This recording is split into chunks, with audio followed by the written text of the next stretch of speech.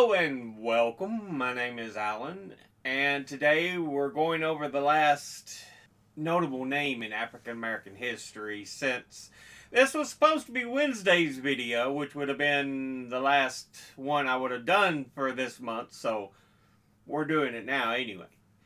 Today we're going to take a look at Harriet Tubman, and she is well known as an abolitionist and being immensely tied into the idea of the Underground Railroad, which was just a way where they could hide and move people along during night to get them away from slavery. Harriet Tubman herself, her actual birth is somewhat disputed. There have been multiple dates pointed at as to when she was born. As per Wikipedia here, neither the exact year nor place of Tubman's birth is known. She reported the year of her birth as 1825, while her death certificate lists 1815, and her gravestone lists 1820. Historian Kate Larson's 2004 biography of Tubman records the year as 1822, based on a midwife payment and several other historical documents, including her runaway advertisement. It is based on that information by Larson during the 2004 biography that March of 1822 has been kind of centered on as the most likely date. But yeah, her actual precise knowledge of when she was and where she was born is not fully known. Harriet Tubman's maternal grandmother, named Modesty, arrived in the U.S. on a slave ship from Africa. So her actual grandmother was originally one of the original slaves from Africa brought over on her mother's side. So yeah. Her mother was Harriet Green, and her father were Ben Ross. Rit was enslaved by Mary Patterson Broadus, and later her son Edward Broadus. Ben was enslaved by Anthony Thompson, who would become Mary Broadus's second husband. And yeah, and own a large plantation in the Madison area of Maryland. This is where we see a lot of her early life. Tubman was actually born Araminta Minty Ross. That's what her birth name was. But she took on the name Harriet Tubman. Her mother tried to keep the family together even though slavery, treating them as property, would often pull family members apart. Edward Broadus, who owned Harriet Green, Harriet Tubman's mother, would sell 3 of her daughters, Lina, Mariah Riddy, and Soph, pulling them from the family forever. So yeah, she only managed to hang on to her youngest son because at one point a trader from Georgia wanted to purchase him, and so Harriet hid her youngest son for a month along with other enslaved people and freedmen in the community. And she would even confront Broadus himself about the cell. She would even threaten that if someone comes into my house after my son, I will kill them.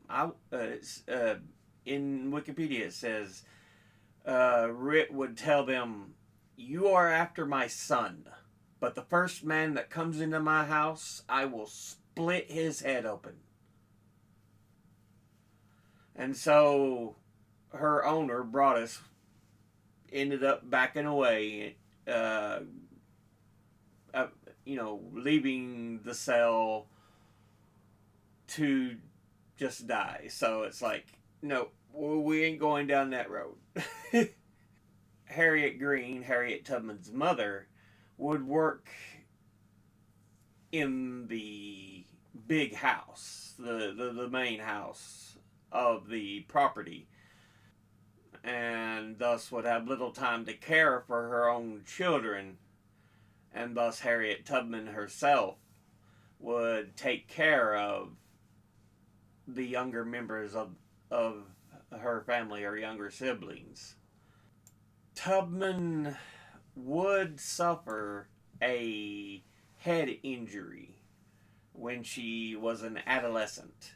Apparently, the overseer threw a 2-pound, 1 kilogram metal weight at another slave who was attempting to flee, and it struck Tubman in the head.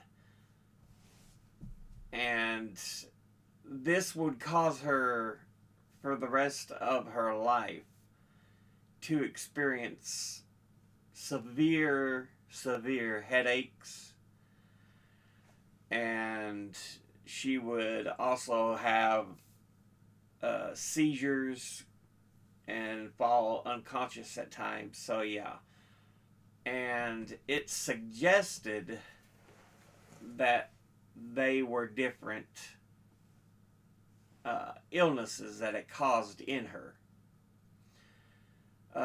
Kate Larson, who wrote her 2004 biography, says that she may have had temporal lobe epilepsy as a result of the brain injury, while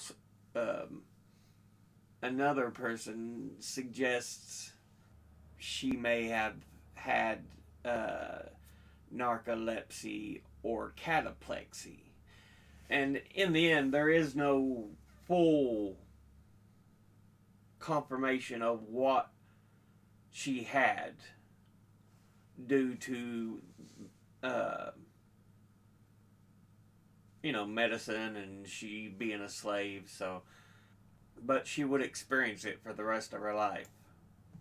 Tubman would take these moments in which she would have visions and dreams and believe them to be messages from God. She would be very religiously faithful. She would use this in an attempt to end slavery. She would even attend a Methodist church with her family, but reject the teachings of white preachers who urged enslaved people to be passive and obedient victims to those who trafficked and enslaved them. And instead, she would look to the Old Testament tales of deliverance. Moses leading his people through the desert, what was it, for 40 years. She would actually gain her freedom in 1849.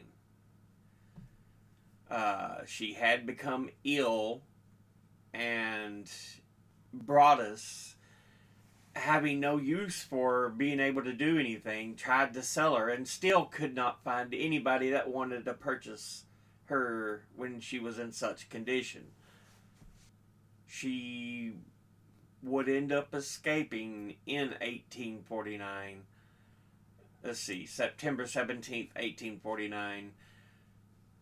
She escaped with a couple of her brothers, Ben and Henry. Let's see, they at the time were hired out to Anthony Thompson, who was the son of her father's former owner. Because they were hired out, Broadus probably did not even find out about their escape for some time. Eventually, 2 weeks later, she would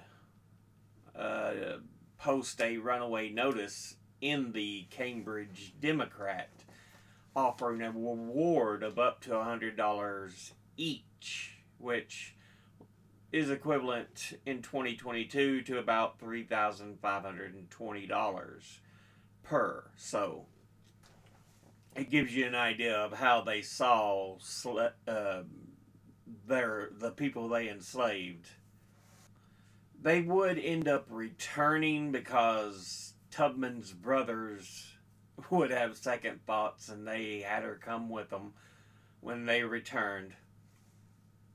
But it would be sometime in October or November when Tubman would escape again, this time without her brothers. Before leaving, she sang a farewell song to hint at her intentions, which she hoped would be understood by a trusted slave friend, Mary. And it said, "I'll meet you in the morning. I'm bound for the promised land." Just kind of give a notice that to her friends that, yeah, she was going to try to leave. Tubman would do a lot of traveling by foot.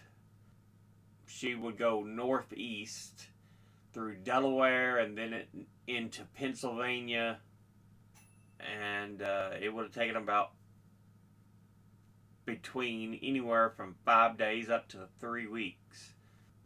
But Tubman headed north, traveling by night along routes set by the Underground Railroad. So she's escaped from slavery in 1849, which in 1850 Congress would pass the Fugitive Slave Act of 1850, which required law enforcement officials to assist in the capture of escaped slaves, even in states that had outlawed slavery. She was not home free, but she was no longer a slave. So she had to be very cautious with what she did. Of course, in late 1860, we have the Civil War begin. In between that time, she would meet other members of the abolitionist movement. She would meet Frederick Douglass, a very well-known abolitionist. And of course, she would also meet John Brown, who led the attack on Harper's Ferry, Virginia. Now it's Harper's Ferry, West Virginia. She would run into a number of people during that time. Early 1859, the wife of abolitionist U.S. Senator William Seward, known for his purchase of Alaska from Russia under Lincoln, she would sell Tubman a 7-acre farm in Fleming, New York, for what was equal to about $42,200 in 2022. She now has a place to live, She's growing her own crops. She had already been married around 1844. She would marry John Tubman, a free black man. Although little is known about him or their time together, the union was complicated because she was a slave and he was a freeman. So the mother's status dictated that the children and any children born to Harriet and John would be enslaved. So yeah, many African American families had both free and enslaved members because there were a number of marriages like that where a free person of color would marry an enslaved person. So it wasn't as unusual as you would think. It didn't make him a slave, but their children, where the mother was a slave, would end up being born into slavery. And of course, like I said, that was 1844, and she would escape in 1849. But as I said, late 1860, early 1861, Civil War. She would actually take part serving as a nurse, as a spy, of course working for the Union. So now slavery is no longer a thing, although we know that did not make things all right because there was still a lot of other issues. Harriet herself would work in her later life as a suffragist for women's suffrage, the female right to vote. And she would work along people like Emily Howland and Susan B. Anthony. Hugely important because she does so much in the name of not just African American freedom and rights, but fighting for women's rights. But in 1911, Tubman's body had become so frail that she, as per Wikipedia, she was admitted into the rest home named in her honor. A New York newspaper described her as ill and penniless, prompting supporters to offer a new round of donations. Surrounded by friends and family members, she died of pneumonia on March the 10th, 1913. And just before her death, she apparently would quote the Gospel of John to those in the room. I go away to prepare a place for you. Tubman would be buried with semi-military honors at Fort Hill Cemetery in Auburn. I did a lot of reading from Wikipedia, but I did include other links. We have the Encyclopedia Britannica article, National Women's History Museum, and National Park Service. So we could so you could have several sources to look at. But yeah, that was a good look at Harriet Tubman. Yeah, that will be the last of my African American notable names for 2024. Wanted to try to get them done during African American History Month. Still behind on that. But this was Wednesday's video. As always, educate thyself. Think, read, study, learn. Someone tells you something you have trouble believing, ask them to cite their sources. I'll be putting links in the description box below the video. Thank you all for watching. I'll see you all in the next one. Until then, later.